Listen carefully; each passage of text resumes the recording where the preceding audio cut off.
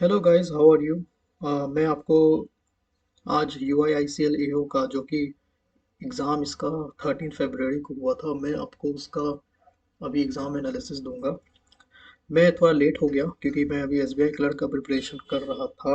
और जैसा कि आप लोगों को पता है, आज उसके वेबसाइट में आज आ गई है कि एस बी आई का एग्ज़ाम स्केड्यूल्ड है 25 फरवरी और 4 मार्च को।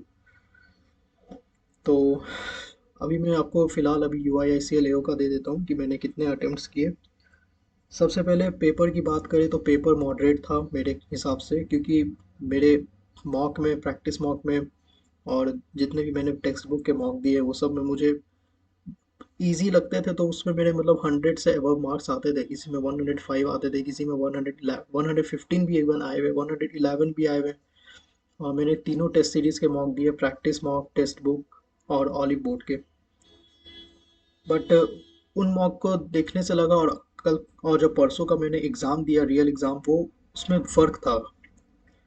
मुझे पेपर मॉडरेट लगा। मैथ्स में बोलूँगा, अब मैं आपको सेक्शनल वाइज बताता हूँ। तो पहले मैं बात कर लेता हूँ रीजनिंग का। तो रीजनिंग में मेरे 37th अटेम्प्ट है आउट ऑफ 50। रीजनिंग का पहले मैं बात कर लेता हूँ। आप लोग चाहो तो फास्ट फॉरवर्ड करके ये वीडियो देख लो ना, क्योंकि मैं थोड़ा डिटेल में बोलूँगा। आप लोग 1.5x या 2x पे वीडियो स्पीड करके देख लो। क्वांट रीजनिंग में मैं पहले बात करूँ तो रीजनिंग में मेरे 37 अटेम्प्ट हुए हैं। रीजनिंग मुझे मॉडरेट लगी। इसके जो सिलोगिज्म थे वो भी ऐसा नहीं था कि तुरंत देखते ही बन जा रहे हैं सिलोजिज्म, वैसा भी नहीं था। थोड़ा टाइम लग रहा था इसमें। थोड़ा सोचने पे आपको मजबूर कर रहा था कि किस किस वे में मतलब वो सही हो सकता है सिलोजिज्म। तो मैं बोलूँगा सिलोजिज्म थोड़े मॉडरेट आए थे। बाकी मिसलेनियस पोर्शंस में मुझे कोई ऐसा खास दिक्कत हुआ नहीं। हाँ, एक ब्लड रिलेशन था, वो बहुत फंसाया। ब्लड रिलेशन बट मेरा आखिरी में बन गया था, बट टाइम खत्म हो गया। तो मेरे 3 क्वेश्चन थे ब्लड रिलेशन के, उसमें से सिर्फ मैंने एक एक ही बनाया। दो टाइम की वजह से मेरा छूट गया वो। और पजल का बात जहाँ तक रहा, तो पजल्स 4-5 पजल्स आए थे। एक आपको 10 पीपल वाला एक लीनियर 10 पीपल वाला एक बॉक्स पजल था। वो सबसे मुझे हार्ड लगा, उसमें मेरे 5-6 मिनट गए हैं। जब मैंने लास्ट के 10 मिनट बचे हुए थे तो मैंने वो अटेम्प्ट किया फिर से। तो मेरा वो बन गया, पर बहुत टाइम लगा उसमें। वो एक था, एक लीनियर बेस्ड पजल था। एक और तो मुझे ठीक से याद नहीं आ रहे, बट हाँ, पजल थे, अच्छे वाले पजल थे, अच्छे लेवल के थे। मैं कह सकता हूँ कि आरआरबी क्लर्क मेंस और आरआरबी पीओ मेंस के बीच में था ये लेवल रीजनिंग का। तो आप इससे कंक्लूड कर लो कि किस टाइप का रहा होगा इसका एग्जाम। तो अभी ये रीजनिंग में मेरा 37 अटेम्प्ट हुआ, मैंने एक पजल छोड़ दिए। हाँ, एक पजल था कि कोची और 3 सिटी के नाम दिए हुए हैं, उसमें मैक्सिमम वो जो होता है ना कि मैक्सिमम 4 पर्सन से ज़्यादा नहीं बैठ सकते हैं, मैक्सिमम 2 पीपल से ज़्यादा, मिनिमम 2 पीपल से कम नहीं हो सकते हैं। तो वो वाले एक पजल थे। उसमें 3 सिटी थे, कोची, पुणे, मुंबई। वो तीनों में बैठाना था, P Q R S T U V W को, कहाँ कहाँ कौन से सिटी से ये बिलोंग करते हैं। तो वो मेरे से नहीं बना, मैंने बहुत ट्राई किया। एग्ज़ाम के बाद ही मैंने कुछ लोगों से पूछा तो उसने उन्होंने भी बोला कि ये पज़ल मुझसे नहीं बना। तो ये तो हो गया रीजनिंग की बात। तो इसलिए मैंने रीजनिंग में मेरे 37 अटेम्प्ट हुए हैं। एक पज़ल छूटा, और दो ये क्रिटिकल रीजनिंग आए थे। क्रिटिकल रीजनिंग मुझे इजी लगे क्योंकि मेरे क्रिटिकल रीजनिंग थोड़ा स्ट्रांग एरिया है, तो मेरा बन जाते हैं। तो मुझे था कि हाँ, बन गया। 3-4 क्वेश्चन आए थे जिसमें मैंने 3 अटेम्प्ट किए, एक शायद नहीं अटेम्प्ट किया मैंने। तो ये थी रीजनिंग की बात। अब मैं क्वांट्स पे आता हूँ। क्वांट्स में मेरे अटेम्प्ट है 31 आउट ऑफ 50। क्वांट में मेरे 31, क्योंकि क्वांट मुझे इजी लगा। अभी तक का जितने भी मैंने एग्जाम्स दिए हैं, इवन आरआरबी क्लर्क भी मेंस जो दिया था उससे भी थोड़ा इजी लेवल था क्वांट का। तो क्वांट में डीआई आए थे, फिर जो सिंप्लीफिकेशंस होते हैं, मिसिंग नंबर सीरीज होते हैं, वो सब थे, क्वाड्रेटिक इक्वेशंस थे, और मिसलेनियस जो होते हैं अर्थमेटिक के वो थे। तो इजी था क्योंकि पार्टनरशिप ये सब के क्वेश्चन भी इजी थे। मिक्सचर एंड एलिगेशन के क्वेश्चंस भी इजी थे। तो अर्थमेटिक मैंने ज़्यादा टच नहीं किया। मैंने अर्थमेटिक मिक्सचर एंड एलिगेशंस के बनाए, एजेस के बनाए, और एक हाँ, एक मेंसुरेशंस के बनाए मैंने क्वेश्चन। वो एरिया ऑफ सर्किल और सर्कमफेरेंस ऑफ सर्किल और एरिया ऑफ द स्क्वायर के बीचों बीच एक रिलेशन देके क्वेश्चन था, तो वो मैंने किया। और एक था पार्टनरशिप का क्वेश्चन, इजी था, वो मैंने किया। और मैंने जितने डीआई थे वो एक किए। हाँ, एक केसलेट बेस्ड डीआई आया था, वो मैंने नहीं किया। बाकी मैंने जो पाई चार्ट वाले डीआई थे वो सब मैंने किए, बॉक्स बॉक्स वाले थे वो सब मैंने किए। और सिंप्लीफिकेशन ये सब तो एज यूजुअल करके आया। तो मैंने अटेम्प्ट इसमें 31 है। क्वांट में बोलूँगा इजी साइड पे था, मुझे उतना मॉडरेट नहीं लगा। अब मैं आता हूँ रीजनिंग में। तो रीजनिंग मेरे अटेम्प्ट हुए हैं 39 आउट ऑफ 40। इंग्लिश में आपको पहले ही बता चुका हूँ। मैं अब आगे वीडियो बनाऊंगा, अब मैं कंटिन्यू करूंगा वीडियो। मैं बहुत दिन से थोड़ा परेशान चल रहा था और मुझे समझ नहीं आ रहा था कि मैं किस लाइन में जा रहा हूँ, क्योंकि मुझे बहुत टेंशन थी कि मेरी जॉब नहीं लग रही है और ये नहीं हो रहा। तो अभी मैं देखता हूँ कि ये क्या होगा। तो उसके बाद अभी इंग्लिश में मेरे 39 अटेम्प्ट है आउट ऑफ 40। इंग्लिश मेरा इजी साइड पे गया है। और इंग्लिश में जो एज यूजुअल आते हैं आपको, पैरा जंबल थे। पैरा जंबल ईजी थे, कोई हार्ड नहीं था, सोचने की ज़रूरत नहीं पड़ी। फिर पैसेज थे वो सब, वो पैसेज भी इजी कहूँगा मैं।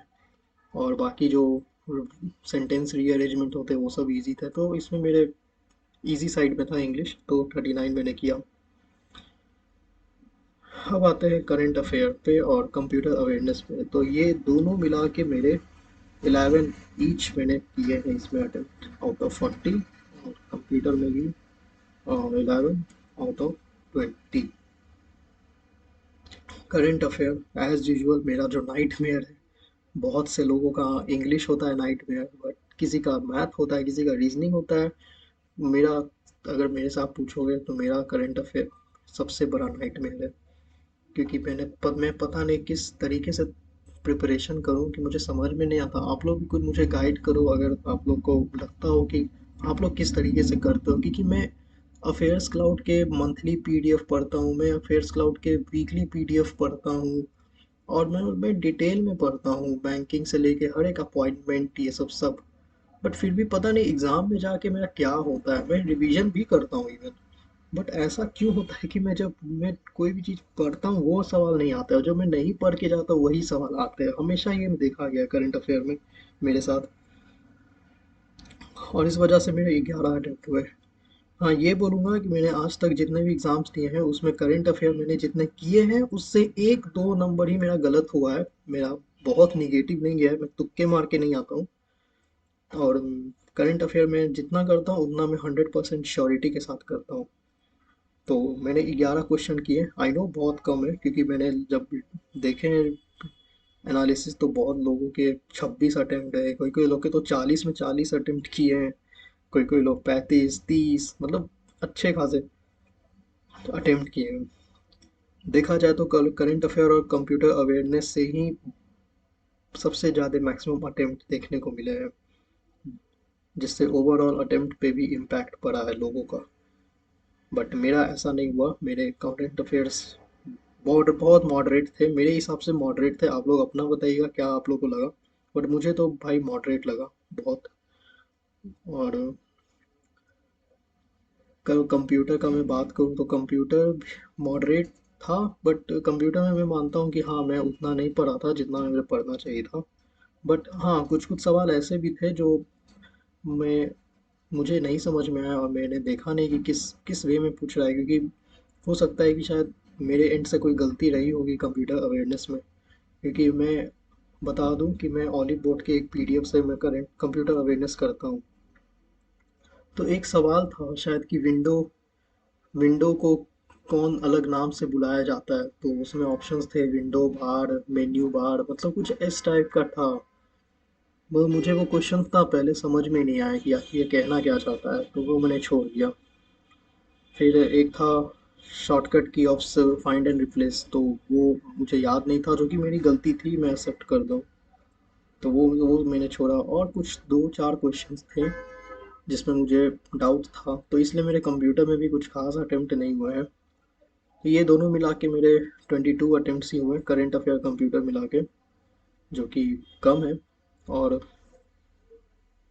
मेरे टोटल अटेम्प्ट मैं आपको बता दूं तो मेरे टोटल अटेम्प्ट्स बनते हैं 129।